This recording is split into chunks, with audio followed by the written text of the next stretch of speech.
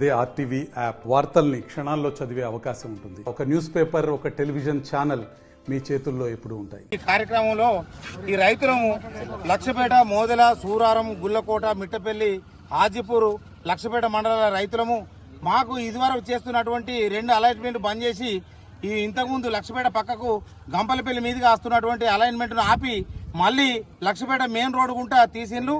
అది కూడా అలైన్మెంట్ పోవడం జరిగింది. దాన్ని మళ్ళీ ఆపి లక్షపేట పక్కపొంటి గోదావరి నది ఒడిపొంటున్న రైతుల పొలాల నుంచి కొత్తగా ఎన్ఎక్సీ 63 వాళ్ళు మళ్ళీ హైవే కోసం భూములు తీసుకుంటామని చెప్పి ఎలాంటి నోటీసులు ఇవ్వకుండా ఇట్టి రైతులపై దౌర్జన్యంగా సర్వేలు చేసుకుంటూ సర్వేలను ఆపుతాం అంటూ సర్వేలు ఆపకుండా మాకు ఎటువంటి నోటీస్ ఇవ్వకుండా సర్వేలు చేస్తున్నారు. మేము ఆర్డీఓ గారి దగ్గరికి వెళ్ళాం, కలెక్టర్ గారి దగ్గరికి వెళ్ళాం, ఎంఆర్ఓ గారి దగ్గరికి వెళ్ళాం, అందరికి కూడా వినతి పత్రాలు ఇచ్చినాం.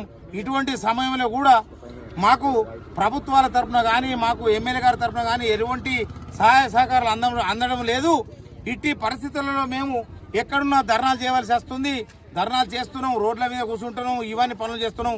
రైతు దేశానికి వెన్నెముక అటువంటి అనుకుంటూ ప్రతి ఒక్క రాజకీయ నాయకుడు ఎలక్షన్లప్పుడు రైతులకు సాయం చేస్తాం, మేము ఇది చేస్తాం, అది చేస్తాం అని చెప్పి ఇప్పుడు రైతుల పొలాల నుంచి పోకుంటూ మేము ఏది చేసినా కూడా ఎవరు సహకరించడం లేదు. మరి ఇదివరకే మేము ఎల్లంపల్లి ప్రాజెక్టులో భూములు కోల్పోవడం జరిగింది.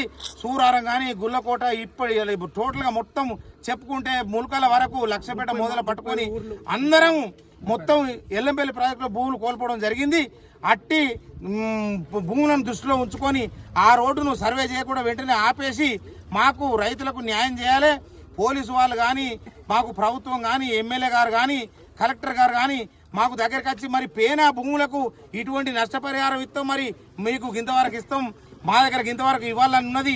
మరి ఇట్టి పరిస్థితి మరి మీరు ఎంతకు ఏమంటారు అని కూడా మమ్మల్ని ఏం అడగడం లేదు. మాకు భూములు పోతే భూమి చూపాలి, మరి భూమి పోతే ఉపాధి లేదు. మరి ఇవాళ మేము భూమి చేసుకొని బతికే రైతులము. మరి మీ పిల్లలకు నౌకర్లు ఇస్తాం, లేకుంటే మరికి నష్టపరిహారం కట్టిస్తాం, లేకుంటే మరి మీకు పని చేయకుండా అని ఒక్క అధికారి కూడా చెప్పడం లేదు. మరిన్ని వీడియోస్ కోసం ఛానల్ ని సబ్స్క్రైబ్ చేయండి. లేటెస్ట్ అప్డేట్స్ కోసం వాట్సాప్ ఛానల్ ని ఫాలో చేయండి. అండ్ లింక్ డిస్క్రిప్షన్ లో ఉంది.